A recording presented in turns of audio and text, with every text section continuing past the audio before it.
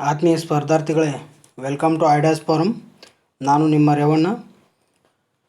ಒಂದು ಕಡೆ ಸರ್ವಪಲ್ಲಿ ರಾಧಾಕೃಷ್ಣನ್ ಅವರು ಹೇಳ್ತಾರೆ, unless we destroy corruption in high places, root out every trace of nepotism, love of power, profiteering, black marketing, which have spoil the good name of this great country in recent times, we will not be able to raise the standards of efficiency in administration ಅಂಥೇಳಿ ಆಡಳಿತದ ಕುರಿತು ಅವರು ಈ ಮಾತನ್ನು ಹೇಳ್ತಾರೆ. 1947 August 15ರಂದು Bharat ಸ್ವಾತಂತ್ರ್ಯಗೊಂಡಾಗ ಈ ಮಾತು ಅವ್ರು ಹೇಳ್ತಾರೆ. ಅಂದರೆ ನಾವು ಭ್ರಷ್ಟಾಚಾರ ಅನ್ನೋ ಒಂದು ಪಿಡುಗನ್ನು ಮೂಲದಲ್ಲಿ ಅದನ್ನು ಹೋಗಲಾಡಿಸದೇ ಇದ್ರೆ ಅದು ತನ್ನ ಬೇರುಗಳನ್ನು ಪ್ರತಿ ಹಂತದಲ್ಲಿಯೂ ಚಾಚತೈತೆ ಅಂತ ಹೇಳ್ತಾರೆ. ಅಂದರೆ ಅಧಿಕಾರದ ವ್ಯಾಮೋಹ ಆಗಿರ್ಬೋದು, ಕಾಳಸಂತೆ ಆಗಿರ್ಬೋದು, ಲಾಭಗುಳಿತನ ಆಗಿರ್ಬೋದು, ಲಂಚಕೋರತನ ಅನ್ನೋದು ಈ ದೇಶದ ಮುಂಬರುವಂಥ ಸ್ಥಿತಿಯಲ್ಲಿ ಈ ಭ್ರಷ್ಟಾಚಾರವನ್ನು ಹೋಗಲಾಡಿಸ್ತಾ ಇದ್ರೆ ಅದು ದೇಶದ ಹೆಸರನ್ನು ಹಾಳುಗೆಡಿಸ್ತೈತಿ ಮತ್ತು ಆಡಳಿತದಲ್ಲಿ ಗುಣಮಟ್ಟತೆ ಮತ್ತು ದಕ್ಷತೆಯನ್ನು ಕಾಯ್ದುಕೊಳ್ಳಲಿಕ್ಕೆ ಸಾಧ್ಯ ಆಗೋದಿಲ್ಲ ಅಂಥೇಳಿ ಸರ್ವಪಲ್ಲಿ ರಾಧಾಕೃಷ್ಣನ್ ಅವರು ಈ ಮಾತನ್ನು ಹೇಳ್ತಾರೆ. ಬನ್ನಿ ಸ್ನೇಹಿತರೆ, ಇನ್ನು ನಾವು ಇವತ್ತು ಕರ್ನಾಟಕ ಕೈಪಿಡಿಯ ಅಧ್ಯಾಯ 1ರ ಭಾಗ 2 ನಿಮ್ಮ ಮುಂದೆ ಪ್ರಸ್ತುತಪಡಿಸ್ತಾ ಇದ್ದೀವಿ. ಇನ್ನೂ ನಮ್ಮ ಟೆಲಿಗ್ರಾಮ್ ಚಾನಲ್ನ ಯಾರ್ಯಾರು ಜಾಯ್ನ್ ಆಗಿಲ್ಲೋ ಈ ಕೂಡಲೇ ಜಾಯ್ನ್ ಆಗಿ ಅಂತ ಹೇಳ್ತಾ ನಮ್ಮ ಟೆಲಿಗ್ರಾಮ್ ಗ್ರೂಪ್ನ ಉಪಯೋಗಗಳನ್ನ ಪಡೆದುಕೊಳ್ಳಿ. ಆ ಉಪಯೋಗಗಳು ಏನಂತಂದ್ರೆ, ಒಂದು ದಿನನಿತ್ಯ ಕ್ವಿಜ್ಗಳನ್ನ ಮತ್ತು ಪ್ರತಿ ವಿಡಿಯೋಗಳ PDF ಪಡ್ಕೋಬೋದು, ದಿನಪತ್ರಿಕೆಗಳು, ಇತ್ತೀಚಿನ ಪ್ರಚಲಿತ ಮಾಹಿತಿಗಳು, ಉದ್ಯೋಗ ಮಾಹಿತಿಗಳು ಮತ್ತು ನಿಮಗೇನಾದರೂ ಡೌಟ್ ಇದ್ದರೆ ಐಡಿಯಾಸ್ ಫಾರಮ್ನ ಅಧ್ಯಾಪಕರೊಂದಿಗೆ ಪ್ರಶ್ನೆಗಳನ್ನ ಕೇಳಿ ನಿಮ್ಮ ಡೌಟನ್ನು ಪರಿಹರಿಸ್ಕೊಳ್ಬೋದು ಅಂತ ಹೇಳ್ತಾ, ಲೆಟ್ಸ್ ವೆಲ್ಕಮ್ ಟು ಕರ್ನಾಟಕ ಕೈಪಿಡಿ ಭಾಗ 2. ಕರ್ನಾಟಕದ ಕಂದಾಯ ವಿಭಾಗಗಳು. ಈಗ ಅಲ್ಲಿ ನೀವು ನೋಡಿರುವಂತೆ ಹಿಂದಿನ ವಿಡಿಯೋದಲ್ಲಿ ಕರ್ನಾಟಕದ ಕಂದಾಯ ವಿಭಾಗಗಳು ಎಷ್ಟಿದಾವೆ ಮತ್ತು ಉಪವಿಭಾಗಗಳಂತ ಎಷ್ಟಿದಾವೆ ಅಂಥೇಳಿ ಹೇಳಿದ್ದೀವಿ. ಈಗ ಅವುಗಳ ಕುರಿತು ನೋಡೋಣ. ಕರ್ನಾಟಕದ ಕಂದಾಯ ವಿಭಾಗಗಳು 4 ಅದಾವೆ ಸ್ನೇಹಿತರೆ. ಅವುಗಳಲ್ಲಿ 1 ಬೆಂಗಳೂರು, 2 ಬೆಳಗಾವಿ, 2 ಮೈಸೂರು, 3 ಬೆಳಗಾವಿ, 4 ಕಲಬುರಗಿ. ಬೆಂಗಳೂರಿನಲ್ಲಿ 9 ಜಿಲ್ಲೆಗಳು ಬರ್ತಾವೆ. ಅವುಗಳು ಯಾವಂತಂದ್ರೆ 1 ಬೆಂಗಳೂರು, 2 ಬೆಂಗಳೂರು ಗ್ರಾಮಾಂತರ, 3 ತುಮಕೂರು, 4 ಚಿತ್ರದುರ್ಗ, 5 ಶಿವಮೊಗ್ಗ, 6 ರಾಮನಗರ, 7 ಕೋಲಾರ, 8 ದಾವಣಗೆರೆ, 9 ಚಿಕ್ಕಬಳ್ಳಾಪುರ. ಇವು ಬೆಂಗಳೂರು ಕಂದಾಯ ವಿಭಾಗದಲ್ಲಿ ಬರುವಂಥ 9 ಜಿಲ್ಲೆಗಳು. ಇನ್ನು ಎರಡನೇದಾಗಿ ಮೈಸೂರನ್ನು ತೊಗೊಂಡ್ರೆ ಅಲ್ಲಿ ಬರುವಂಥ ಜಿಲ್ಲೆಗಳು ಯಾವಂತಂದರೆ ಅಲ್ಲಿ 8 ಜಿಲ್ಲೆಗಳು ಬರ್ತವೆ. ಅವು ಯಾವಂತಂದರೆ 1 ಮೈಸೂರು, ಇನ್ನೊಂದು ಮಂಡ್ಯ, ಹಾಸನ, ಚಾಮರಾಜನಗರ, ಕೊಡಗು, ಉಡುಪಿ, ದಕ್ಷಿಣ ಕನ್ನಡ, ಚಿಕ್ಕಮಗಳೂರು. ಇವು ಮೈಸೂರು ಕಂದಾಯ ವಿಭಾಗದಲ್ಲಿ ಬರುವಂಥ 8 ಜಿಲ್ಲೆಗಳದಾವು. ಇನ್ನು ಬೆಳಗಾವಿ ವಿಭಾಗಕ್ಕೆ ನೋಡಿದ್ರೆ ಅಲ್ಲಿ 7 ಜಿಲ್ಲೆಗಳು ಬರ್ತಾವೆ. ಯಾವಂತಂದ್ರೆ 1 ಬೆಳಗಾವಿ, 2ನೇದು ಧಾರವಾಡ, ಗದಗ, ಹಾವೇರಿ, ಉತ್ತರ ಕನ್ನಡ, ಬಾಗಲಕೋಟೆ, ವಿಜಯಪುರ. ಇವು ಬೆಳಗಾವಿ ಕಂದಾಯ ವಿಭಾಗದಲ್ಲಿ ಬರುವಂಥ 7 ಜಿಲ್ಲೆಗಳಂತ ಹೇಳ್ಬೋದು. ಇನ್ನು ಹೈದರಾಬಾದ್ ಕರ್ನಾಟಕ ಯಾವುದು ಕಲಬುರಗಿ, ಅಲ್ಲಿ 6 ಜಿಲ್ಲೆಗಳು ಬರ್ತಾವೆ. ಆ 6 ಜಿಲ್ಲೆಗಳು ಯಾವಂತಂದ್ರೆ ಕಲಬುರಗಿ ಕಂದಾಯ ವಿಭಾಗದಲ್ಲಿ ಬರುವಂಥ 6 ಜಿಲ್ಲೆಗಳವು. ಅವು ಯಾವಂತಂದ್ರೆ 1 ಕಲಬುರಗಿ, 2ನೇದು ಬೀದರ, 3ನೇದ ಯಾದಗಿರಿ, 4ನೇದ ರಾಯಚೂರು, ಕೊಪ್ಪಳ, ಬಳ್ಳಾರಿ. ಇವು ಕಲಬುರಗಿ ಕಂದಾಯ ವಿಭಾಗದಲ್ಲಿ ಬರುವಂಥ ಜಿಲ್ಲೆಗಳಂಥೇಳಿ ಹೇಳ್ಬೋದು. ಇನ್ನು ಕರ್ನಾಟಕದ ಪ್ರಾಕೃತಿಕ ಭೂಗೋಳವನ್ನು ನೋಡೋಣ. ಕರ್ನಾಟಕದ ಪ್ರಾಕೃತಿಕ ಭೂಗೋಳ ಅಂತಂದರೆ ಭಾರತದ ದಕ್ಷಿಣ ಪ್ರಸ್ಥಭೂಮಿಯ ಪಶ್ಚಿಮ ಭಾಗಕ್ಕೆ ಕರ್ನಾಟಕ ಬರುತ್ತೆ. ದಕ್ಷಿಣ ಪ್ರಸ್ಥಭೂಮಿಯ ಪಶ್ಚಿಮ ಭಾಗಕ್ಕೆ ಕರ್ನಾಟಕ ಬರ್ತದೆ ಸ್ನೇಹಿತರೆ. ಅಂದರೆ ಇನ್ನು ಭೂರಚನೆ ಮತ್ತು ಮೇಲ್ಮೈ ಲಕ್ಷಣಗಳನ್ನು ಆಧರಿಸಿ ಕರ್ನಾಟಕವನ್ನು 4 ಪ್ರಾಕೃತಿಕ ವಿಭಾಗಗಳನ್ನಾಗಿ ಮಾಡಲಾಗುತ್ತೈತಿ. ಅವುಗಳು ಯಾವಂತಂದ್ರೆ 1 ಉತ್ತರದ ಮೈದಾನ, 2ನೇದ ದಕ್ಷಿಣದ ಮೈದಾನ, 3ನೇದ ಕರಾವಳಿ ಮೈದಾನ ಪ್ರದೇಶ, 4ನೇದ ಮಲೆನಾಡು ಪ್ರದೇಶ ಅಂತೇಳಿ ಬರ್ತೈತಿ.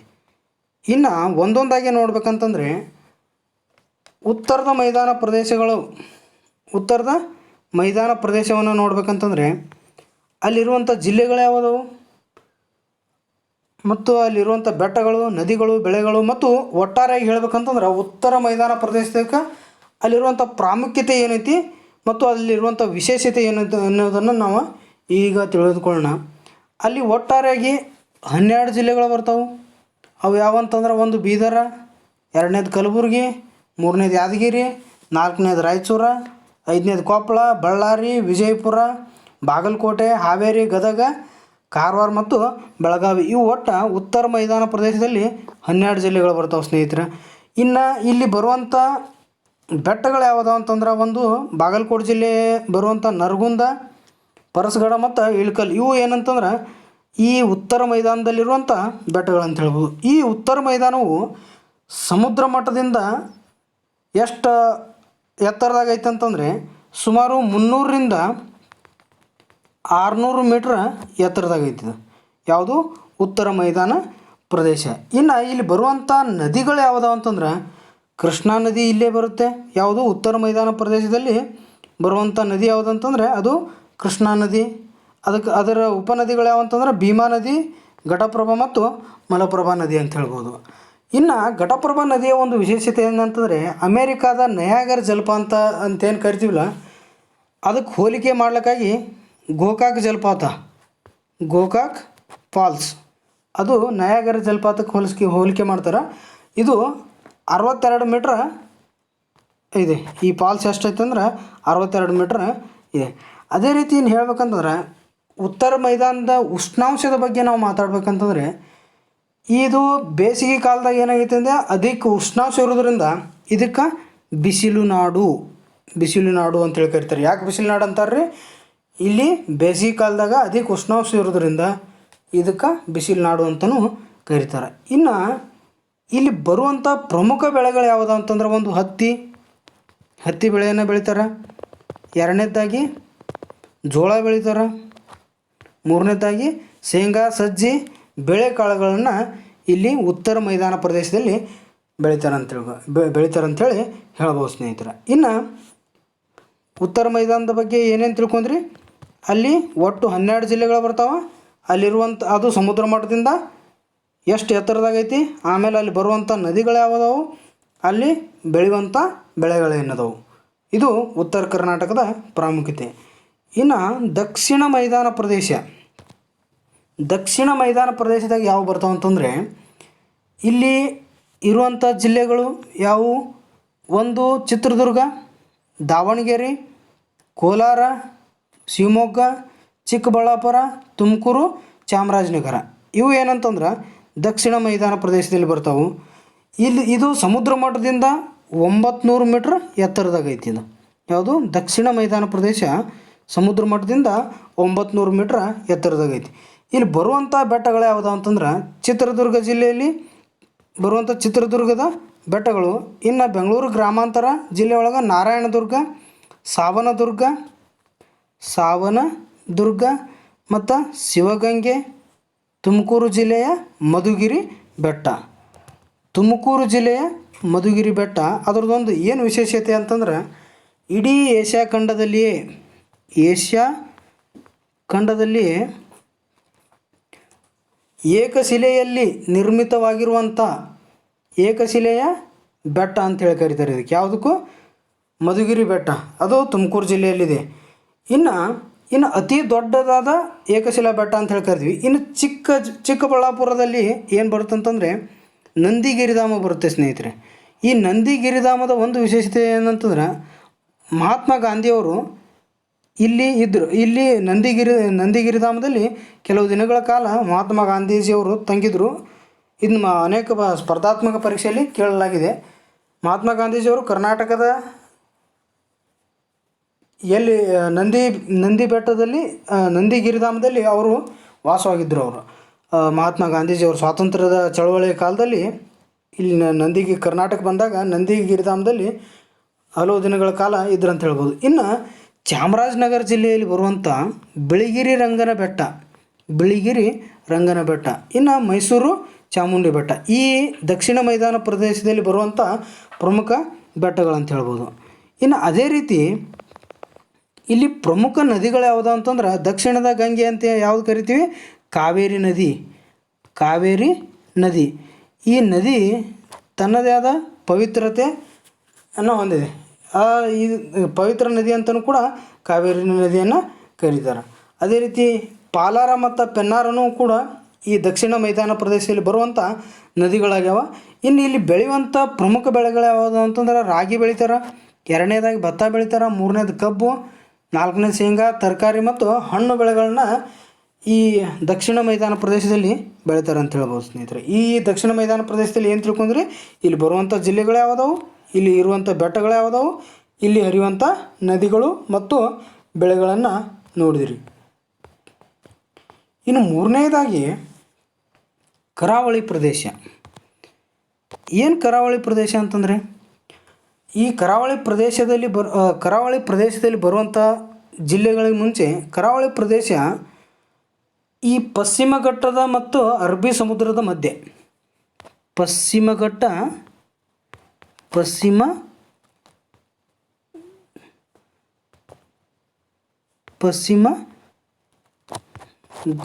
ಘಟ್ಟ ಮತ್ತು ಅರಬ್ಬಿ ಸಮುದ್ರದ ಮಧ್ಯೆ 320 ಕಿಲೋಮೀಟರ್ ಉದ್ದವಾದ ವಿಸ್ತೀರ್ಣತೆಯನ್ನು ಹೊಂದಿದೆ ಕರಾವಳಿ ಪ್ರದೇಶ.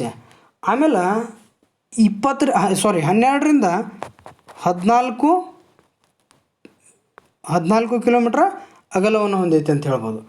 ಇನ್ನು ಅದೇ ರೀತಿ ಹೇಳಬೇಕಂತಂದರೆ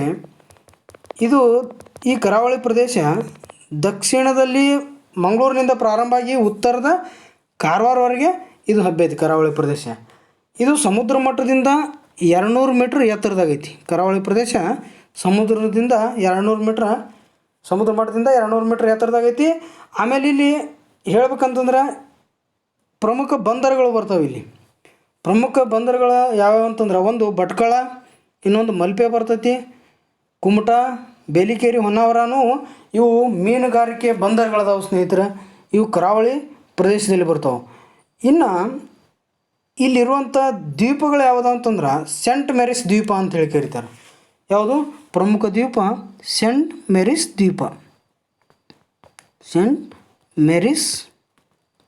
ದ್ವೀಪ. ಇದಕ್ಕೆ ಕೋಕೋನಟ್ ದ್ವೀಪನು ಅಂಥೇಳಿ ಕರೀತಾರೆ. ಇನ್ನೊಂದು ಇದಕ್ಕೆ ತೊನ್ಸೆಪಾರ ದ್ವೀಪನು ಅಂಥೇಳಿ ಕರೀತಾರೆ.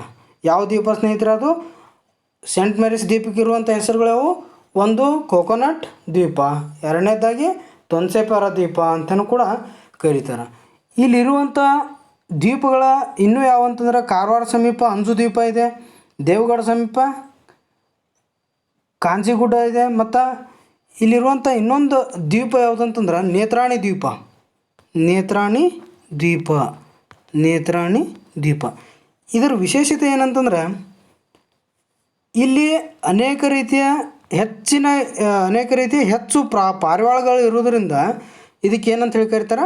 ಪಿಜನ್ ಐಲ್ಯಾಂಡ್ ಅಂತೇಳಿ ಕರೀತಾರೆ. ಯಾವುದಕ್ಕೆ?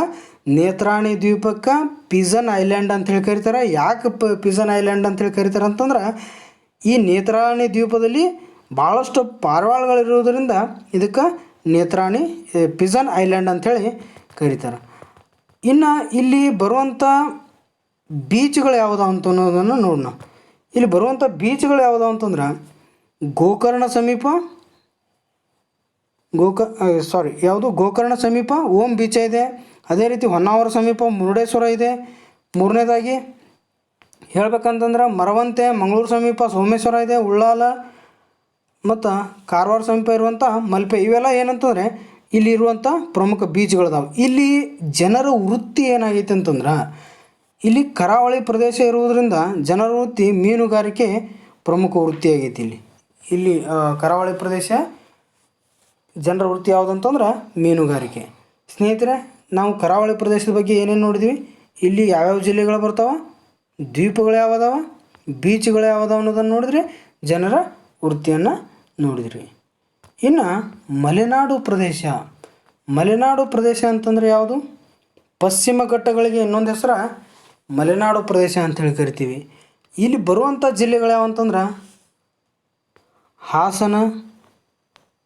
ಹಾಸನ, ಎರಡನೇದು ಕೊಡಗು, ಮೂರನೇದು ಶಿವಮೊಗ್ಗ ಇವು ಏನಂತಂದ್ರೆ ಮಲೆನಾಡು ಪ್ರದೇಶದಲ್ಲಿ ಬರುವಂಥ ಜಿಲ್ಲೆಗಳದಾವ. ಇದು ಸಮುದ್ರ ಮಟ್ಟದಿಂದ ಎಷ್ಟು ಎತ್ತರದಾಗ ಐತೆ ಅಂತಂದ್ರೆ 900ರಿಂದ 1500 ಮೀಟ್ರ್ ಎತ್ತರದಾಗ ಐತಿ. ಇದು ಯಾವುದು ಮಲೆನಾಡು ಪ್ರದೇಶ. ಇನ್ನು ಅದೇ ರೀತಿ ಹೇಳ್ಬೇಕಂತಂದರೆ ಮಲೆನಾಡು ಪ್ರದೇಶ ಯಾವ ರೀತಿ ಹಬ್ಬ್ಯದ ಅಂತಂದ್ರೆ ಉತ್ತರ ದಕ್ಷಿಣವಾಗಿ ಕರಾವಳಿಗೆ ಸಮಾಂತರವಾಗಿ ಹಬ್ಬೈತಿ. ಇನ್ನು ಇದ್ರ ಉದ್ದ ಎಷ್ಟೈತೆ ಅಂತಂದ್ರೆ 650 ಕಿಲೋಮೀಟ್ರ್. 650 ಕಿಲೋಮೀಟ್ರ್ ಉದ್ದ ಇದೆ. ಅಗಲ 50ರಿಂದ 70 ಕಿಲೋಮೀಟ್ರ್ ಅಗಲ ಇದೆ. ಇದು ಮಲೆನಾಡು ಪ್ರದೇಶ ಉತ್ತರ ದಕ್ಷಿಣವಾಗಿ ಹಬ್ಬಿರುವಂಥದ್ದು. ಇನ್ನು ಇಲ್ಲಿ ಮಳೆ ಜಾಸ್ತಿ ಸುರಿತೈತ್ರಿ. ಇಲ್ಲಿ ಮಲೆನಾಡು ಪ್ರದೇಶದಾಗ ಮಲೆನಾಡಿನ ಕವಿ ಅಂಥೇಳಿ ಯಾರನ್ನ ಕರಿತೀರಿ? ಕುವೆಂಪು ಅವ್ರನ್ನ ಕರಿತೀರಿ. ಇಲ್ಲಿ ಮಲೆನಾಡ್ದಾಗ 200 ಸೆಂಟಿಮೀಟ್ರ್ ಮಳೆ ಬೀಳ್ತೈತಿ ಸ್ನೇಹಿತರೆ. ಇಲ್ಲಿರುವಂಥ ವಾರ್ಷಿಕ ಮಳೆ ಸರಾಸರಿ ಅಂಥೇಳಿ ಹೇಳ್ಬೋದು. ಇನ್ನು ಇಲ್ಲಿರುವಂಥ ಪ್ರಮುಖ ಶಿಖರಗಳು ಯಾವುವು ಅಂತಂದ್ರೆ ಒಂದು ಕುದುರೆಮುಖ, ಅದೇ ರೀತಿ ಎರಡನೇದ್ದು ಕಲ್ಹತ್ ಗಿರಿ, ಮೂರನೇದ್ದು ರುದ್ರಗಿರಿ, ದೇವಿರಮ್ಮನ ಬೆಟ್ಟ. ಇವು ಏನಂತಂದ್ರೆ ಇಲ್ಲಿರುವಂಥ ಪ್ರಮುಖ ಶಿಖರಗಳು. ಇವು ಅಲ್ಲದೆ ಇನ್ನೂ ಹೇಳ್ಬೇಕಂತಂದರೆ ಬಳ್ಳಾಲ, ರಾಯನದುರ್ಗ, ಮೆರ್ತೆಗುಡ್ಡ, ಪುಷ್ಪಗಿರಿ, ಕೊಡಚಾದ್ರಿ ಇವು ಕೂಡ ಏನಂತಂದ್ರೆ ಪ್ರಮುಖ ಶಿಖರಗಳದಾವೆ. ಇಲ್ಲಿ ಬಾಬಾ ಬುಡನ್ಗಿರಿ ಇದು ಏನಂತಂದ್ರೆ ಇದಕ್ಕಿನ್ನೂ ಇಲ್ಲಿ ಮಲೆನಾಡು ಪ್ರದೇಶದಾಗ ಬರುವಂಥ ಶಿಖರ, ಇದು ಪ್ರಮುಖ ಶಿಖರ. ಇದಕ್ಕೆ ಇನ್ನೊಂದು ಹೆಸರು ಏನೈತೆ ಅಂತಂದ್ರೆ ಚಂದ್ರದ್ರೋಣ ಪರ್ವತ ಅಂತಲೂ ಕೂಡ ಕರೀತಾರೆ. ಇದಕ್ಕೆ ಚಂದ್ರದ್ರೋಣ ಪರ್ವತ ಅಂಥೇಳಿ ಯಾಕೆ ಕರೀತಾರೆ ಅಂತಂದರೆ ಚಂದ್ರಗುಪ್ತ ಮೌರ್ಯ ಸಾಮ್ರಾಜ್ಯದ ಸ್ಥಾಪಕ ಚಂದ್ರಗುಪ್ತ ಮೌರ್ಯ ಒಬ್ಬ ಜೈನ ಸಂತನೊಂದಿಗೆ ಕರ್ನಾಟಕಕ್ಕೆ ಬಂದ ಆ ಬೆಟ್ಟದ ಮೇಲೆ ಏನು ಮಾಡಿದಂತ ತಪಸ್ಸು ಮಾಡಿದ ಪರಿಣಾಮ ಅದಕ್ಕೆ ಚಂದ್ರದ್ರೋಣ ಅಂತಲೂ ಕರೀತಾರೆ. ಆ ಪರ್ವತಕ್ಕೆ ಬಾಬಾ ಬುಡನ್ಗಿರಿಗೆ ಇರುವಂಥ ಇನ್ನೊಂದು ಹೆಸರು ಅಂತಂದ್ರೆ ಅದು ಚಂದ್ರದ್ರೋಣ ಪರ್ವತ ಅಂಥೇಳಿ ಕರೀತಾರೆ. ಇಲ್ಲಿ ಬರುವಂಥ ಅತಿ ಮುಖ್ಯವಾದಂಥ ಶಿಖರ ಬೆಟ್ಟ ಯಾವುದಂತಂದರೆ ಅದು ಮುಳ್ಳಯ್ಯನಗಿರಿ. ಇದು ಕರ್ನಾಟಕದ ಅತಿ ಎತ್ತರವಾದ ಶಿಖರ. ಅದು ಎಷ್ಟೈತೆ ಅಂತಂದ್ರೆ 1913 ಮೀಟ್ರ್ ಎತ್ತರ ಇದೆ. ಇನ್ನು ಮಲೆನಾಡನ್ನು ಬಯೋಲಾಜಿಕಲ್ ಹಾಟ್ಸ್ಪಾಟ್ ಅಂತಂದರೆ ಜೀವ ವೈವಿಧ್ಯಾಲಯ ಅಂತಲೂ ಕೂಡ ಮಲೆನಾಡನ್ನು ಗುರುತಿಸಲಾಗಿದೆ. ಬಯೋಲಾಜಿಕಲ್ ಹಾಟ್ಸ್ಪಾಟ್ ಅಂಥೇಳಿ ಮಲೆನಾಡನ್ನು ಕರಿತಾ ಇರ್ತಾಯಿದ್ರು. ಇನ್ನು ಇಲ್ಲಿ ಕೊಡಗು ಮಲೆನಾಡು ಪ್ರದೇಶದಲ್ಲಿ ಬರುವಂಥ ಪ್ರಮುಖ ಜಿಲ್ಲೆ. ಕೊಡಗನ್ನು ಏನಂತೇಳಿ ಕರೀತಾರೆ ಅಂತಂದರೆ ಕರ್ನಾಟಕದ ಕಾಶ್ಮೀರ ಅಂತಲೂ ಕರೀತಾರೆ, ಕಿತ್ತಳೆ ನಾಡು ಅಂಥೇಳಿ ಕೊಡಗಿಗೆ ಇರುವಂಥ ಹೆಸರು ಅಂತ ಹೇಳ್ಬೋದು. ಇನ್ನು ಕಾಪಿನಾಡು ಯಾವುದು? ಚಿಕ್ಕಮಗಳೂರು ಅಂಥೇಳಿ ಇಂದಿರಾ ಗಾಂಧಿ ಅವ್ರನ್ನ ಕರೀತಾರೆ. ಅದೇ ರೀತಿ ಚಿಕ್ಕಮಗಳೂರಿಗೆ ಕಾಪಿ ನಾಡು ಅಂತಲೇ ಕರೀತಾರೆ. ಇನ್ನು ಇಲ್ಲಿ ಬರುವಂಥ ಪ್ರಮುಖ ಬೆಳೆಗಳು ಯಾವುದಾವು ಅಂತಂದ್ರೆ ಕಾಪಿ ಮಲೆನಾಡು ಪ್ರದೇಶದಲ್ಲಿ ಬೆಳೀತಾರೆ, ಮತ್ತು ಚಹಾ, ಅದೇ ರೀತಿ ಕಿತ್ತಳೆ ನಾಡು ಕಿತ್ತಳೆ ಹಣ್ಣುಗಳು ಬೆಳೀತಾರೆ. ಆಮೇಲೆ ಇಲ್ಲಿ ಸಾಂಬಾರು ಪದಾರ್ಥಗಳು ಇದಾವೆ. ಎಲ್ಲಿ ಮಲೆನಾಡು ಪ್ರದೇಶದಲ್ಲಿ ಬೆಳೀತಾರೆ. ಇದು ಏನಂತಂದ್ರೆ ಮಲೆನಾಡು ಪ್ರದೇಶದಲ್ಲಿರುವಂಥ ಬೆಳೆಗಳನ್ನು ನೋಡಿದ್ರಿ. ಇನ್ನು ಇಲ್ಲಿ ಪ್ರಮುಖ ಘಾಟಗಳು ಬರ್ತಾವೆ. ಘಾಟ್ ಸೆಕ್ಷನ್ ಅಂತೇಳಿ ಕರಿತಾರಲ್ಲ, ಅವು ಘಾಟಗಳು ಯಾವಂತಂದರೆ ಒಂದು ಚಾರ್ಮುಡಿ ಘಾಟ.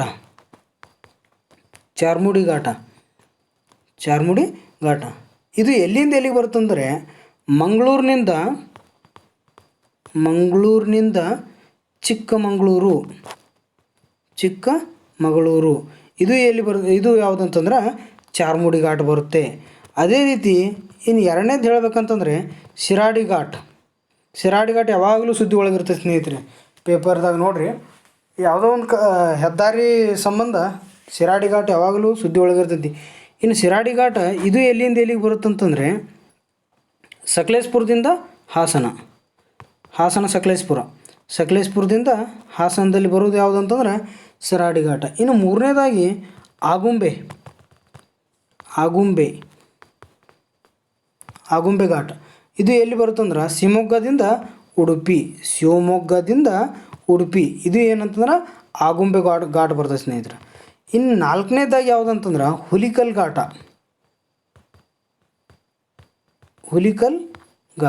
ನಾಲ್ಕನೇದ್ದು ಹುಲಿಕಲ್ ಘಾಟ. ಇನ್ನು ಹುಲಿಕಲ್ ಘಾಟ್ ಇದು ಎಲ್ಲಿಂದ ಎಲ್ಲಿಗೆ ಬರುತ್ತಂತಂದ್ರೆ ಶಿವಮೊಗ್ಗದಿಂದ ಕುಂದಾಪುರ ಮಧ್ಯದಲ್ಲಿ ಕುಂದಾಪುರದ ಬರೋದು ಯಾವುದು ಅಂತಂದರೆ ಅದು ಹುಲಿಕಲ್ ಘಾಟ್ ಅಂತೇಳಿ ಆಗ್ಬೋದು. ನೋಡಿದ್ರಲ್ಲ ಸ್ನೇಹಿತರೆ, ಇಲ್ಲಿ ಟೋಟಲ್ 4 ಘಾಟ್ಗಳದಾವು. ಒಂದು ಚಾರ್ಮುಡಿ ಘಾಟ್ದಾಗ ಅತಿ ಹೆಚ್ಚು ಕಾಳಿಂಗ ಸರ್ಪಗಳದಾವ ಅಲ್ಲಿ, ಎಲ್ಲಿ ಚಾರ್ಮುಡಿ ಘಾಟ್ದಾಗ. ಅದೇ ರೀತಿ ಅದು ಎಲ್ಲಿಂದ ಎಲ್ಲಿಗೆ ಬರ್ತದೆ ಅಂದ್ರೆ ಮಂಗಳೂರಿನಿಂದ ಚಿಕ್ಕಮಂಗ್ಳೂರಿಗೆ ಬರ್ತೈತಿ. ಎರಡನೇದಾಗಿ ಶಿರಾಡಿ ಘಾಟ, ಹಾಸನ ಸಕಲೇಶಪುರ. ಇನ್ನು ಆಗುಂಬೆ ಘಾಟ ಅತಿ ಹೆಚ್ಚು ಮಳೆ ಪಡೆಯುವಂಥ ಪ್ರದೇಶ ಆಗುಂಬೆ, ಅದು ಶಿವಮೊಗ್ಗದಿಂದ ಉಡುಪಿಗೆ ಬರ್ತೈತಿ. ಇನ್ನು ಅದಕ್ಕೆ ಮತ್ತೊಂದು ಹುಲಿಕಲ್ ಘಾಟ್ ಎಲ್ಲಿಂದ ಎಲ್ಲಿಗೆ ಬರ್ತೈತಿ ಅಂದ್ರೆ ಶಿವಮೊಗ್ಗದಿಂದ ಕುಂದಾಪುರವರೆಗೆ ಬರ್ತೈತಿ ಅಂತ ಹೇಳ್ಬೋದು. ಇನ್ನು ಇದು ಯಾವುದು ಆಗುಂಬೆನ ಕರ್ನಾಟಕದ ಚಿರಾಪುಂಜಿ ಅಂತಲೂ ಭಾರತ ಮತ್ತು ಕರ್ನಾಟಕದ ಚಿರಾಪುಂಜಿ ಅಂತಲೂ ಕರೀತಾರೆ. ಯಾಕಂತಂದ್ರೆ ಕರ್ನಾಟಕದಲ್ಲಿ ಅತಿ ಹೆಚ್ಚು ಮಳೆ ಬೀಳುವ ಪ್ರದೇಶ ಯಾವುದಂತಂದ್ರೆ ಅದು ಆಗುಂಬೆ ಆಗೈತಿ. ಆ ಕಾರಣಕ್ಕಾಗಿ ಅದನ್ನು ಚಿರಾಪುಂಜಿ ಅಂತಲೂ ಕರೀತಾರೆ ಸ್ನೇಹಿತರೆ. ಇನ್ನು ನಾವು ನೋಡಬೇಕಾದ್ದು ಏನಂತಂದರೆ ಕರ್ನಾಟಕದ ಖನಿಜ ಸಂಪನ್ಮೂಲಗಳು. ನಿಮಗೆ ಈಗಾಗಲೇ ಹೇಳಿದಂತೆ ಕರ್ನಾಟಕವು ಅನೇಕ ಸಂಪದ್ಭರಿತವಾಗಿ ಸಿಗುವುದರಿಂದ ಇಲ್ಲಿ ಕೈಗಾರಿಕೆಗಳನ್ನ ಪೋಷಿಸ್ತಾ ಬಂದಿದ್ದಾರೆ. ಪ್ರತಿ ಜಿಲ್ಲೆಗಳು ಕೂಡ ಏನು ಮಾಡ್ಯಾವ ಅಂತಂದ್ರೆ ಕೈಗಾರಿಕೆಗಳನ್ನ ಪೋಷಿಸ್ಕೊಂಡು ಬಂದಾವ ಅಂತ ಹೇಳ್ಬೋದು. ಯಾಕೆ ಇಲ್ಲಿ ಸಂಪದ್ಭರಿತವಾದಂಥ ಸಂಪನ್ಮೂಲಗಳು ಇದೆ. ಆ ಕಾರಣದಿಂದ ಇಲ್ಲಿ ಕೈಗಾರಿಕೆಗಳನ್ನ ಪೋಷಿಸ್ಕೊಂಡು ಬಂದಾರ. ಕರ್ನಾಟಕದಲ್ಲಿ ಬೇರೆ ಬೇರೆ ಥರದ ಲೋಹ ಮತ್ತು ಅಲೋಹಗಳ ಖನಿಜಗಳ ಭಂಡಾರನ ಇದೆ. ಆ ಕಾರಣಕ್ಕಾಗಿ ಇಲ್ಲಿ ಪ್ರಮುಖ ಕೈಗಾರಿಕೆಗಳಿಗೆ ಬೇಕಾದಂಥ ಲೋಹ ಭಂಡಾರ ಸಾಕಷ್ಟಿದೆ. ಆ ವಿಶೇಷತೆಯಾಗಿ ಏನಂತಂದ್ರೆ ಅವುಗಳಲ್ಲಿ ಯಾವಂತಂದ್ರೆ ಒಂದು ಕ್ರೋಮೈಟ, ಬಾಕ್ಸೈಟ, ಕಬ್ಬಿಣ, ಮ್ಯಾಂಗನೀಸ್ ಅದಿರ, ಇನ್ನೂ ಅನೇಕ ನಿಕ್ಷೇಪಗಳು ಇವುಗಳಲ್ಲಿ ಅದಾವ. ಇನ್ನು ಅವುಗಳಲ್ಲಿ ಒಂದೊಂದಾಗಿ ನಾವು ನೋಡ್ಕೊತ ಹೋಗೋಣ. ಮೊದಲನೇದಾಗಿ ಯಾವುದಂತಂದ್ರೆ ಕ್ರೋಮೈಟ ಭಾರತದಲ್ಲಿ ಒಡಿಸ್ಸಾ ಬಿಟ್ಟರೆ ಎರಡನೇದ ಪ್ಲೇಸ್ದಾಗ ಇರೋದು ಯಾವುದಂತಂದ್ರೆ ಅದು ಗಂಡು ಮೆಟ್ಟಿದ ನಾಡು ಕರ್ನಾಟಕ. ಅದು ಏನಂತಂದ್ರೆ ಭಾರತದ ಒಡಿಸ್ಸಾ ಹೊರತುಪಡಿಸಿದ್ರೆ ಕರ್ನಾಟಕವೇ ಕ್ರೋಮೈಟನ್ನು ಅತಿ ಹೆಚ್ಚು ಉತ್ಪಾದಿಸ್ತಿದೆ ಅಂತ ಹೇಳ್ಬೋದು. ಇನ್ನು ಇದನ್ನು ಎಲ್ಲಿ ಉಪಯೋಗಿಸ್ತಾರಂತಂದ್ರೆ ಉಕ್ಕಿನ ಕಠಿಣತೆಗಾಗಿ ಇದನ್ನು ಬಳಸ್ತಾರೆ. ಅಂದರೆ ಉಕ್ಕಿದ್ದದ್ದು ತನ್ನ ಕಾಠಿಣ್ಯತೆಯನ್ನು ಪಡ್ಕೋಬೇಕಂತಂದ್ರೆ ಈ ಕ್ರೋಮೈಟನ್ನು ಉಪಯೋಗಿಸ್ತಾರೆ. ಅದೇ ರೀತಿ ಹಾಸನ ಜಿಲ್ಲೆ ಇದನ್ನು ಹೆಚ್ಚು ಉತ್ಪಾದಿಸ್ತೈತಿ. ಯಾವುದು ಕ್ರೋಮೈಟನ್ನು ಉತ್ಪಾದಿಸುವಂಥ ಜಿಲ್ಲೆ ಯಾವುದು ಅಂತಂದ್ರೆ ಹಾಸನ ಜಿಲ್ಲೆ ಹೆಚ್ಚು ಉಪಯೋಗಿಸ್ತೈತಿ. ಇನ್ನು ಪ್ರಮುಖವಾಗಿ ಇದ್ರ ನಿಕ್ಷೇಪಗಳು ಎಲ್ಲೆಲ್ಲಿದಾವೆ ಅಂತಂದ್ರೆ ಹಾಸನ, ಶಿವಮೊಗ್ಗ, ಮಂಗಳೂರು, ಚಿತ್ರದುರ್ಗ, ಮೈಸೂರು, ಇಲ್ಲಿ ಏನೇನದಾವ ಅಂತಂದ್ರೆ ಕ್ರೋಮೈಟ ನಿಕ್ಷೇಪ ಅದಾವೆ. ಇನ್ನು ವಾರ್ಷಿಕವಾಗಿ 10,000 ಟನ್ 10,000 ಟನ್ಸ್ ಏನು ಮಾಡ್ತಾರೆ ಅಂತಂದ್ರೆ ಕ್ರೋಮೈಟನ್ನು ಉತ್ಪಾದಿಸ್ತಾರೆ. ಇದು ಕ್ರೋಮೈಟ್ ಕುರಿತದ್ದನ್ನು ನೋಡಿದ್ವಿ. ಇದು ನಿಕ್ಷೇಪ ಯಾವ ಜಿಲ್ಲೆ ಒಳಗಿದೆ? ಅತಿ ಹೆಚ್ಚು ಎಲ್ಲಿ ಉಪಯೋಗಿಸ್ತಾರೆ ರೀ? ಹಾಸನ ಒಳಗೆ ಉಪಯೋಗಿಸ್ತಾರೆ. ಇದನ್ನು ಯಾವುದಕ್ಕೆ ಉಪಯೋಗಿಸ್ತಾರೆ? ಉಕ್ಕನ್ನು ಬಿರುಸಾಗಿ ಮಾಡಲಿಕ್ಕೆ, ಅಂದರೆ ಉಕ್ಕಿನ ಕಾಠಿಣ್ಯತೆಯನ್ನು ಪಡಲಿಕ್ಕೆ, ಸ್ಟೀಲ ಬಿರುಸಾಗಿ ಪಡ್ಕೊಲಿಕ್ಕೆ ಅದನ್ನ ಏನು ಮಾಡ್ತಾರೆ ಅಂತಂದ್ರೆ ಕ್ರೋಮೈಟನ್ನು ಉಪಯೋಗಿಸ್ತಾರೆ. ಇದನ್ನು ವಾರ್ಷಿಕವಾಗಿ 10,000 ಟನ್ನ ಉಪಯೋಗಿಸ್ತಾರೆ. ಇದು ಕ್ರೋಮೈಟ್ ಬಗ್ಗೆ ಆಯಿತು. ಇನ್ನು ಬಾಕ್ಸೈಟದ ಬಗ್ಗೆ ಹೇಳಬೇಕಂತಂದರೆ ಬಾಕ್ಸೈಟ ಇದು ಅತಿ ಹೆಚ್ಚು ಬೆಳಗಾವಿ ಜಿಲ್ಲೆಯಲ್ಲಿ ಹೋಗಿದೆ. ಇನ್ನು ಈ ಬಾಕ್ಸೈಟ್ ನಿಕ್ಷೇಪ ಇನ್ನೂ ಉಳಿದಂಥ ಯಾವ ಜಿಲ್ಲೆ ಒಳಗಿದೆ ಅಂತಂದ್ರೆ ಎರಡನೇದಾಗಿ ಚಿಕ್ಕಮಗಳೂರು, ಕೊಡಗು, ದಕ್ಷಿಣ ಕನ್ನಡ, ಉತ್ತರ ಕನ್ನಡ, ಇವು ಏನಂತಂದ್ರೆ ಬಾಕ್ಸೈಟ್ ನಿಕ್ಷೇಪ ದೊರೆತಿರುವಂಥ ಜಿಲ್ಲೆಗಳಂತ ಹೇಳ್ಬೋದು. ಇನ್ನು ಉಪಯೋಗ ಏನಂತಂದ್ರೆ ಇದ್ರದ್ದು ಅಲ್ಯೂಮಿನಿಯಂ ಲೋಹ ತಯಾರಿಕೆಯಲ್ಲಿ ಇದನ್ನು ಉಪಯೋಗಿಸ್ತಾರೆ. ಆಮೇಲೆ ಇದನ್ನ ಸಿಮೆಂಟ್ ಆಗಿರ್ಬೋದು, ಉಕ್ಕು, ವಿದ್ಯುತ್ ತಂತಿ ನೋಡ್ರಿ ಏನಂತಂದ್ರೆ ಜಾಸ್ತಿ ವಿದ್ಯುತ್ ತಂತಿ ಅಲ್ಯೂಮಿನಿಯಮ್ದಿಂದ ಮಾಡಿರ್ತಾರೆ. ಅದರ ಪ್ರಮುಖ ಅದಿರು ಯಾವುದಂತಂದ್ರೆ ಬಾಕ್ಸೈಟ್ ಅಂತ ಹೇಳ್ಬೋದು. ಇದು ಬಾಕ್ಸೈಟ್ ಕುರಿತದ್ದು. ಇನ್ನು ಚಿನ್ನದ ಬಗ್ಗೆ ಹೇಳ್ಬೇಕಂತಂದ್ರೆ ಎಲ್ಲರಿಗೆ ಅಚ್ಚುಮೆಚ್ಚಿನ ಆಭರಣ ಯಾವುದು? ಚಿನ್ನ. ಇದ್ರ ಕಲರ್ ಯಾವುದು ಇದೆ ರೀ? ಹಳದಿ ಕಲರ್ ಇದೆ. ಇದಕ್ಕೆ ಹಳದಿ ಕಲರ್ ಇದೆ. ಹಳದಿ ಬಣ್ಣದಿಂದ ಇರುವಂಥದ್ದು ಬೆಲೆ ಬಾಳುವ ಲೋಹ ಅಂತಲೂ ಕೂಡ ಕರೀತಾರೆ. ಕರ್ನಾಟಕ ಭಾರತದಲ್ಲಿ ಪ್ರಥಮ ಸ್ಥಾನವನ್ನು ಹೊಂದೈತೆ. ಅದಕ್ಕೆ ಕರ್ನಾಟಕವನ್ನು ಚಿನ್ನದ ನಾಡು ಅಂಥೇಳಿ ಕರೀತಾರೆ.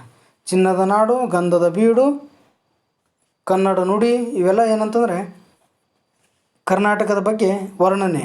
ಆಮೇಲೆ ಇದ್ರ ಬಗ್ಗೆ ಹೇಳ್ಬೇಕಂತಂದರೆ 1880ರಲ್ಲಿ ಜಾನ್ ಎಫ್ ಟೇಲರ್ ನಾವು ಏನು ಮಾಡಿದೆ ಅಂತಂದ್ರೆ ಫಸ್ಟಿಗೆ ಮೊದಲ ಬಾರಿಗೆ KGF ಕರ್ನಾಟಕ ಗೋಲ್ಡ್ ಫೆಡರೇಷನ್ ಅಲ್ಲಿ ಏನು ಮಾಡಿದೆ ಅಂತಂದ್ರೆ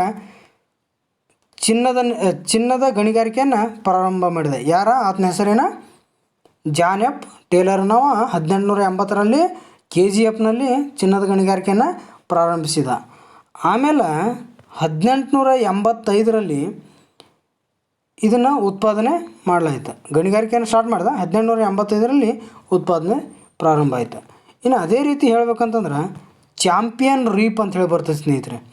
ಇದು ಚಾಂಪಿಯನ್ ರೀಪ್ ಅತಿ ಆಳವಾದ ಚಿನ್ನದ ಗಣಿ ಯಾವುದಂತಂದ್ರೆ ಅದು ಚಾಂಪಿಯನ್ ರೀಪ್. ಅದು ಎಷ್ಟಿದೆ ಅಂತಂದ್ರೆ 3217 ಮೀಟರ್ ಆಳವನ್ನು ಕೊರೆದಾರೆ. ಚಿನ್ನಕ್ಕಾಗಿ ಇಷ್ಟೊಂದು ಆಳ ಕೊರೆದಾರೆ. ಇದು ಅತಿ ಆಳವಾದಂಥ ಚಿನ್ನದ ಗಣಿ ಅಂತ ಹೇಳ್ಬೋದು.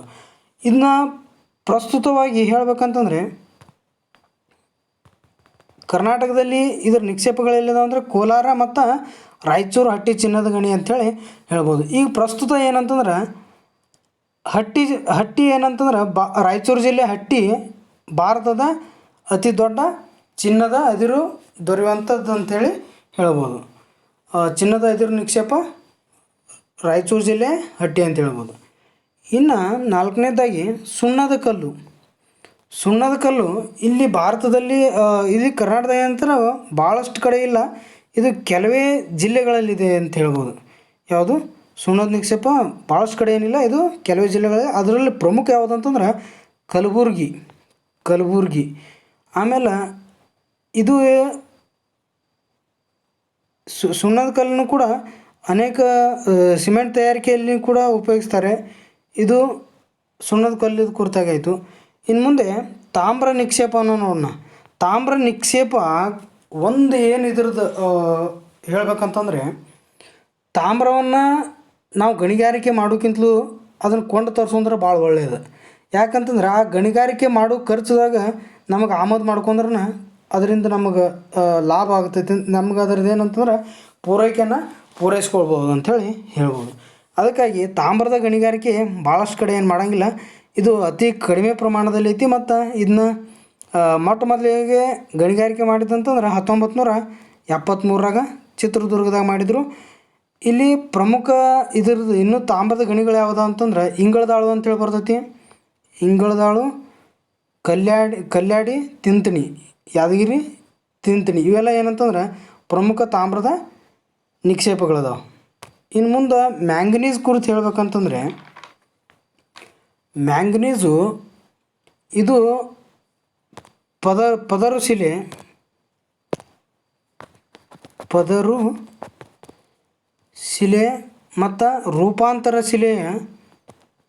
ಮತ್ತು ರೂಪಾಂತರ ಶಿಲೆಯ ಆಕ್ಸೈಡ್ ರೂಪದಾಗ ದೊರಿತೈತಿ. ಇದು ಯಾವುದು? ಮ್ಯಾಂಗನೀಸ್ ಅನ್ನೋದು ಪದರ ಶಿಲೆ ಮತ್ತು ರೂಪಾಂತರ ಶಿಲೆ ಆಕ್ಸೈಡ್ ರೂಪದಾಗ ದೊರೆಯೋದು ಯಾವುದು ಅಂತಂದ್ರೆ ಅದು ಮ್ಯಾಂಗನೀಸ್ ಅಂತ ಹೇಳ್ಬೋದು. ಇದನ್ನು ಎಲ್ಲೆಲ್ಲಿ ಉಪಯೋಗಿಸ್ತಾರೆ ಅಂತಂದರೆ ಮ್ಯಾಂಗನೀಸನ್ನು ಉಕ್ಕು ತಯಾರಿಕೆಯಲ್ಲಿ ಉಪಯೋಗಿಸ್ತಾರೆ. ಇದನ್ನು ಉಕ್ಕು ತಯಾರಿಕೆಯಲ್ಲಿ ಉಪಯೋಗಿಸ್ತಾರೆ. ಆಮೇಲೆ ಗೊಬ್ಬರ ತಯಾರಿಕೆ, ರಾಸಾಯನಿಕಗಳಲ್ಲಿ ಕೂಡ ಉಪಯೋಗಿಸ್ತಾರೆ. ಪ್ರಿಂಟಿಂಗ್ಗಳಲ್ಲಿ ಬಣ್ಣ ತಯಾರಿಸಲಿಕ್ಕೆ ಇದನ್ನ ಮ್ಯಾಂಗನೀಸನ್ನು ಉತ್ಪಾದಿಸ್ತಾರೆ. ಇನ್ನು ಕರ್ನಾಟಕದಾಗ ಇದ್ರದ್ದು ಎಷ್ಟು ಭಾಗ ಐತೆ ಅಂತಂದರೆ 27% ಮ್ಯಾಂಗನೀಸ್ ಇದೆ. ಇದನ್ನು ಬಳ್ಳಾರಿ ಜಿಲ್ಲೆಯ ಸಂಡೂರು ಜಾಸ್ತಿ. ಬಳ್ಳಾರಿ ಜಿಲ್ಲೆಯ ಸಂಡೂರಿನಲ್ಲಿ ಮ್ಯಾಂಗನೀಸ್ ಅದಿರ ಜಾಸ್ತಿ ಇದೆ. ಇನ್ನು ಇದನ್ನು ಜಪಾನ, ಚೀನಾ ಅನೇಕ ದೇಶಗಳಿಗೆ ರಫ್ತು ಮಾಡ್ತಾರೆ. ಇದು ಏನಂತಂದ್ರೆ ಮ್ಯಾಂಗನೀಸ್ ಕೊಡ್ತದೆ. ಇನ್ನು ಕಬ್ಬಿಣದ ಅದಿರು ನೋಡ್ಬೇಕಂತಂದರೆ, ಕಬ್ಬಿಣದ ಅದಿರು ಪ್ರಮುಖ ಜಿಲ್ಲೆಗಳು ಬಳ್ಳಾರಿ, ಚಿಕ್ಕಮಗಳೂರು, ಚಿತ್ರದುರ್ಗ, ಬಾಗಲಕೋಟೆ, ತುಮಕೂರು, ಶಿವಮೊಗ್ಗ. ಇವು ಏನಂತಂದ್ರೆ ಪ್ರಮುಖ ಅದಿರು ನಿಕ್ಷೇಪಗಳು ದೊರೆತಿರುವಂಥ ಜಿಲ್ಲೆಗಳು ಅಂತ ಹೇಳ್ಬೋದು. ಇದ್ರೊಳಗೆ ಪ್ಯೂವರ್ ಯಾವುದಾಗಿರ್ತೈತಿ ಅಂದ್ರೆ ಮ್ಯಾಗ್ನೆಟೈಟ್ ಏನು ಬರ್ತೈತಿ ಅದು ಪ್ಯೂವರ್ ಆಗಿರ್ತೈತಿ, 63% ಇರ್ತೈತಿ, ಅದು ಪ್ಯೂವರ್ ಆಗಿರ್ತೈತಿ. ಇನ್ನು ಹೆಮಟೈಟ್ ಓರ್ ಯಾವುದು, it is ore of iron ಅಂತ ಹೇಳ್ತಾರೆ. ಯಾವುದು ಹೆಮಟೈಟ್, ಇದು 37%ದಾಗ ಸಿಗುತ್ತೆ. ಇದು ಮ್ಯಾಗ್ನೆಟೈಟ್ ಅನ್ನೋದೇನು ಪ್ಯೂವರ್ ಕಬ್ಬಿಣದು. ಹೆಮಟೈಟ 2ನೇ ಸ್ಥಾನದಾಗ ಬರ್ತೈತಿ. ಇನ್ನು ಕಬ್ಬಿಣದ ಕುರಿತು ಹೇಳ್ಬೇಕಂತಂದರೆ ಕರ್ನಾಟಕದಾಗ 75 ಕಡೆ ಕಬ್ಬಿಣ ಅದಿರಿನ ಗಣಿಗಳಿದಾವೆ. ಟೋಟಲ್ ಕರ್ನಾಟಕದಾಗ ಎಷ್ಟು ಅದಾವೆ ಅಂತಂದ್ರೆ 75 ಅದಾವೆ. ಇನ್ನು ಕರ್ನಾಟಕದಾಗ ಬಳ್ಳಾರಿ ಪ್ರಥಮ ಸ್ಥಾನದಾಗ ಐತಿ. 2ನೇದ್ದು ಬಾಬಾ ಬುಡನ್ಗಿರಿ ಚಿಕ್ಕಮಗಳೂರು, ಇದು ಏನಂತಂದ್ರೆ 2ನೇ ಸ್ಥಾನದಾಗ ಐತಿ. ಇಲ್ಲಿ ಪ್ರಮುಖವಾಗಿ ಬಳ್ಳಾರಿಯಾಗಿ ಬರುವಂಥ ಯಾವುದಂತಂದ್ರೆ ಒಂದು ದೋಣಿಮಲಯ, 2ನೇದ ವಿಭೂತಿಗುಡ್ಡ, ಬೆಳಗಾಳ. ಇವು ಏನಂತಂದ್ರೆ ಬಳ್ಳಾರಿಯಲ್ಲಿರುವಂಥ ಕಬ್ಬಿಣದ ನಿಕ್ಷೇಪಗಳು ಅಂತ ಹೇಳ್ಬೋದು.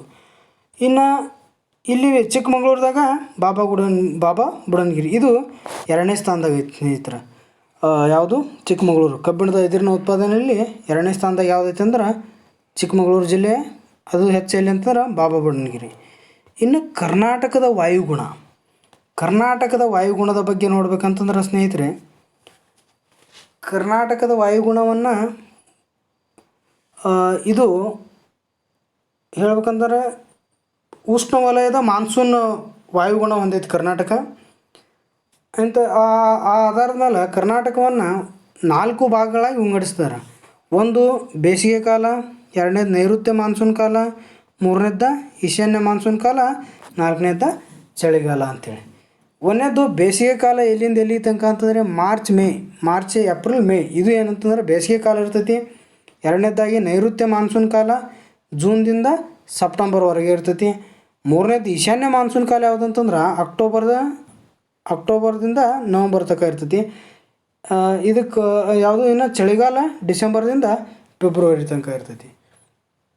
ಇದು ಕರ್ನಾಟಕದ 4 ಪ್ರಮುಖ ವಾಯುಗುಣ. ಇನ್ನು ಒಂದೊಂದಾಗಿ ನೋಡ್ಬೇಕಂತಂದರೆ ಈ ಕರ್ನಾಟಕದ ವಾಯುಗುಣದಲ್ಲಿ ಮೊದಲನೇದಾಗಿ ಬೇಸಿಗೆ ಕಾಲವನ್ನು ನೋಡ್ಬೇಕಂತಂದರೆ ನಿಮಗೆ ಈಗಾಗಲೇ ಹೇಳಿದ್ದು ಕರ್ನಾಟಕ ಉಷ್ಣ ವಾಯುಗುಣವನ್ನು ಹೊಂದೈತಿ.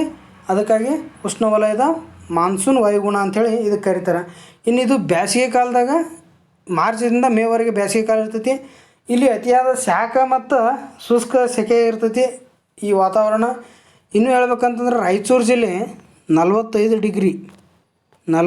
ಡಿಗ್ರಿ ಸೆಲ್ಸಿಯಸ್ ಅತಿ ಹೆಚ್ಚು ಉಷ್ಣತೆಯನ್ನು ಹೊಂದಿರುವಂಥ ಜಿಲ್ಲೆ. ಇದಕ್ಕೆ ಇನ್ನೂ ಇದಕ್ಕೆ ಬೇಸಿಗೆಯಲ್ಲಿ ವಾರ್ಷಿಕ ಮಳೆ ಎಷ್ಟು ಬಡಿತೈತಿ ಅಂದ್ರೆ 7% ಮಳೆ ಇರ್ತೈತಿ. ಬೇಸಿಗೆ ಟೈಮ್ದಾಗ 7% ಮಳೆ ಇರ್ತೈತಿ. ಆ ಕಾರಣಕ್ಕೆ ಈ ಮಳೆಗೆ ಏನಂತೇಳಿ ಕರಿತಾರೆ ಅಂತಂದ್ರೆ ಮಾವಿನ ಈ ಸೀಸನ್ ಯಾವುದು ಬೇಸಿಗೆ ಸೀಸನ್ ಏನಂತೇಳಿ ಕರಿತಾರೆ ಅಂತಂದ್ರೆ ಮಾವಿನ ಹೊಯ್ಲು ಅಂತಲೂ ಕೂಡ ಕರೀತಾರೆ. ಇನ್ನೊಂದು ಕಾಪಿಯ ಹೂ ಮಳೆ ಅಂತಲೂ ಕರೀತಾರೆ. ಕೂಡ ಕರೀತಾರೆ. ಈಗ ಮೊದಲು ಮಾವಿನ ಹೊಯ್ಲು ಅಂತೇಳಿ ಯಾಕೆ ಕರೀತಾರೆ ಅಂತಂದರೆ ಮಾವು ಬ್ಯಾಸಿಗೆ ಕಾಲದಾಗ ಫಸಲಿಗೆ ಬಂದಿರ್ತೈತಿ. ಆ ಕಾರಣಕ್ಕೆ ಅದಕ್ಕೆ ಏನಂತೇಳಿ ಕರೀತಾರೆ ಅಂತಂದ್ರೆ ಮಾವಿನ ಹೊಯ್ಲು ಅಂತೇಳಿ ಕರೀತಾರೆ. ಇನ್ನು ಕಾಪಿ ಹೂ ಮಳೆ ಯಾಕೆ ಕರೀತಾರೆ ಅಂತಂದ್ರೆ ಬೇಸಿಗೆ ಕಾಲದಲ್ಲಿ ಕಾಪಿ ಗಿಡಗಳು ಏನು ಮಾಡ್ತಾವೆ ಅಂತಂದ್ರೆ ಹೂ ಬಿಡಲಿಕ್ಕೆ ಪ್ರಾರಂಭ ಮಾಡಿರ್ತಾವೆ. ಆ ಕಾರಣದಿಂದ ಇದನ್ನೇನಂತೇಳಿ ಕರೀತಾರೆ ಅಂತಂದರೆ ಕಾಪಿಯ ಹೂ ಮಳೆ ಅಂಥೇಳಿ ಕರೀತಾರೆ. ಇನ್ನು 2ನೇದು ಯಾವುದಂತಂದ್ರೆ ನೈಋತ್ಯ ಮಾನ್ಸೂನ್ ಕಾಲ. ಇದು ಮಳೆಗಾಲ ಜೂನ್ದಿಂದ ಸೆಪ್ಟೆಂಬರ್ವರೆಗೆ ಇರ್ತೈತಿ. ಇದು ಕರ್ನಾಟಕದಾಗ 80% ಮಳೆ ಈ ಟೈಮ್ದಾಗ 80% ಮಳೆ ಬೀಳ್ತೈತಿ. ಆಗುಂಬೆ ಏನಂತಂದ್ರೆ ಅತಿ ಹೆಚ್ಚು ಮಳೆ ಪಡಿತೈತಿ ಈ ಟೈಮ್ದಾಗ. ಆಗುಂಬೆ ಅತಿ ಹೆಚ್ಚು ಮಳೆ ಪಡೆಯುವಂಥ ಪ್ರದೇಶ ಅಂತ ಹೇಳ್ಬೋದು. ಇದನ್ನು ದಕ್ಷಿಣ ಭಾರತ ಮತ್ತು ಕರ್ನಾಟಕದ ಚಿರಾಪುಂಜಿ ಅಂಥೇಳಿ ಕರೀತಾರೆ. ಯಾವುದು ಆಗುಂಬೆಯನ್ನು. ಅದೇ ರೀತಿ ಅತಿ ಕಡಿಮೆ ಮಳೆ ಪಡೆಯುವಂಥ ಪ್ರದೇಶ ಯಾವುದಂತಂದ್ರೆ ಚಿತ್ರದುರ್ಗ ಜಿಲ್ಲೆಯ ನಾಯಕನಹಟ್ಟಿ ಅನ್ನೋದು ಅತಿ ಕಡಿಮೆ ಪ್ರಮಾಣದ ಮಳೆಯನ್ನು ಪಡಿತೈತಿ. ಅದು ಎಷ್ಟು ಅಂತಂದ್ರೆ 8%. 8% ಅದು ಮಳೆಯನ್ನು ಪಡಿತೈತಿ. ಇನ್ನು ಈಶಾನ್ಯ ಮಾನ್ಸೂನ್ ಕಾಲ ಅಥವಾ ನಿರ್ಗಮನ ಕಾಲ ಅಂತಲೂ ಕೂಡ ಕರೀತಾರೆ. ಇದು ಯಾವ ಟೈಮ್ದಾಗ ಬರ್ತೈತಿ ಅಂದ್ರೆ ಅಕ್ಟೋಬರ್ದಿಂದ ನವಂಬರ್ವರೆಗೆ ಬರ್ತೈತಿ. ಈ ಸೀಸನ್ದಾಗ ಯಾವುದು ಈಶಾನ್ಯ ಮಾನ್ಸೂನ್ ಕಾಲದಾಗ 12% ಮಳೆ ಬೀಳ್ತೈತಿ. ಎಷ್ಟು? 12% ಮಳೆ ಬರ್ತೈತಿ. ಇದ್ರದ್ದು ಒಂದು ವಿಶೇಷತೆ ಏನಂತಂದ್ರೆ ಉತ್ತರ ಭಾರತದಾಗ ಉಷ್ಣಾಂಶ ಕಡಿಮೆ ಆಗ್ತೈತೆ ಅಂತಂದ್ರೆ ಒತ್ತಡ ಹೆಚ್ಚಾಗ್ತೈತಿ. ಅಂಥ ಒಂದು ಮಾನ್ಸೂನ್ ಮಾರುತಗಳು ದುರ್ಬಲ ಆದ ಬಳಿಕ ಈಶಾನ್ಯದಿಂದ ಸೀದಾ ನೈಋತ್ಯದ ಕಡೆ ಬೀಸ್ತಾವೆ. ಅದಕ್ಕೆ ಇದನ್ನು ಏನಂತೇಳಿ ಕರೀತಾರೆ ಅಂತಂದ್ರೆ ನಿರ್ಗಮನ ಕಾಲ ಅಂತಲೂ ಕೂಡ ಕರೀತಾರೆ. ಯಾವುದು? ಈಶಾನ್ಯ ಮಾನ್ಸೂನ್ಗಳ ಕಾಲವನ್ನು ನಿರ್ಗಮನ ಕಾಲ ಅಂಥೇಳಿ ಯಾಕೆ ಕರೀತಾರೆ ಅಂತಂದ್ರೆ ಇಲ್ಲಿ ಉತ್ತರ ಭಾರತದಾಗ ಉಷ್ಣಾಂಶ ಕಡಿಮೆಯಾಗಿ ಒತ್ತಡ ಹೆಚ್ಚಾಗಿ ಮಾನ್ಸೂನ್ ಮಾರುತಗಳ ದುರ್ಬಲ ಆದ ಕಾರಣದಿಂದ ಈಶಾನ್ಯದಿಂದ ನೈಋತ್ಯಕ್ಕೆ ಬೀಸುತ್ತಾ ಇವೇನಾಯ್ತು ಅಂದ್ರೆ ನಿರ್ಗಮಿಸ್ತಾವೆ. ಅದಕ್ಕಾಗಿ ಇದನ್ನು ನಿರ್ಗಮನ ಕಾಲ ಅಂತಲೂ ಕೂಡ ಕರೀತಾರೆ. ಇನ್ನು ಚಳಿಗಾಲದ ಬಗ್ಗೆ ಹೇಳ್ಬೇಕಂತಂದ್ರೆ ಡಿಸೆಂಬರ್ದಿಂದ ಫೆಬ್ರವರಿವರೆಗೆ ಚಳಿಗಾಲ ಇರುತ್ತೆ. ಇಲ್ಲಿ ಕಡಿಮೆ ಉಷ್ಣಾಂಶ ಇರ್ತೈತಿ. ಇಲ್ಲಿ ಚಳಿಗಾಲದಾಗ ಕಡಿಮೆ ಉಷ್ಣಾಂಶ ಇರ್ತೈತಿ ಮತ್ತು ಆರ್ದ್ರತೆ ಜಾಸ್ತಿ ಇರ್ತೈತಿ. ಇನ್ನು ಮಳೆ ಮತ್ತು ಅತಿ ತಿಳಿ ನೀಲಿ ಆಕಾಶಗಳಂಥ ಹವಾಗುಣ ಇರ್ತೈತಿ. ಯಾವಾಗ? ಚಳಿಗಾಲದಾಗ. ಇಲ್ಲಿ ಮಳೆ ಬೀಳುವಂಥ ಪರ್ಸೆಂಟ್ ಎಷ್ಟು ಅಂತಂದ್ರೆ 1% ಮಳೆ ಬೀಳುವಂಥ ಪರ್ಸೆಂಟ್ ಇರ್ತದೆ. 1% ಮಳೆ ಬೀಳುವಂಥ ಚಾನ್ಸಸ್ ಇರ್ತೈತಿ. ಅದೇ ರೀತಿ ಇಲ್ಲಿ ಉಷ್ಣಾಂಶ ಎಷ್ಟು ಇರ್ತದೆ ಅಂದ್ರೆ 25ರಿಂದ 27 ಡಿಗ್ರಿ ಸೆಲ್ಸಿಯಸ್ ಉಷ್ಣಾಂಶ ಇರ್ತದೆ. ಇದು 25 to 27 ಡಿಗ್ರಿ ಸೆಲ್ಸಿಯಸ್ ಅಂತೇಳಿ ಹೇಳ್ಬೋದು. ಇಲ್ಲಿ ಜನವರಿ ತಿಂಗಳು ಯಾವುದು? ಜನವರಿ ತಿಂಗಳ ಅತಿ ಹೆಚ್ಚು ಉಷ್ಣಾಂಶವನ್ನು ಹೊಂದಿರ್ತೈತಿ. ಇದನ್ನು ಕರ್ನಾಟಕದ ಪ್ರವಾಸ ಮಾಸ. ಈಗ ಇದನ್ನು ಯಾವುದಂತಂದ್ರೆ ಚಳಿಗಾಲದಾಗ ಪ್ರವಾಸ ಮಾಸ ಅಂತೇಳಿ ಕೂಡ ಕರೀತಾರೆ. ಆಮೇಲೆ ಬೆಳಗಾವಿ ಜಿಲ್ಲೆ ಏನಾಗಿರ್ತೈತಿ ಅಂದ್ರೆ ಕನಿಷ್ಠ ಉಷ್ಣಾಂಶವನ್ನು ಪಡೆದಿರ್ತೈತಿ. ಅದು ಎಷ್ಟಾಗೈತೆ ಅಂತಂದ್ರೆ 6.7 ಡಿಗ್ರಿ ಸೆಲ್ಸಿಯಸ್ ಅಂತೇಳಿ ಹೇಳ್ಬೋದು ಸ್ನೇಹಿತರೆ. ಇದು ಏನಂತಂದ್ರೆ ನಮ್ಮ ಕರ್ನಾಟಕದ ವಾಯುಗುಣ. ಸ್ನೇಹಿತರೆ, ಇನ್ನೂ ಹೆಚ್ಚಿನ ವಿಡಿಯೋಗಳಿಗಾಗಿ ನಮ್ಮ ಚಾನಲ್ನ ಸಬ್ಸ್ಕ್ರೈಬ್ ಮಾಡಿಕೊಳ್ಳಿ ಮತ್ತು ಲೈಕ್ ಮಾಡಿ ಮತ್ತು ನಿಮ್ಮ ಸ್ನೇಹಿತರು ಶೇರ್ ಮಾಡಿ ಅಂತ ಹೇಳ್ತಾ ಮುಂದಿನ ವಿಡಿಯೋದಲ್ಲಿ ಭೇಟಿಯಾಗೋಣ. ನಮಸ್ಕಾರ.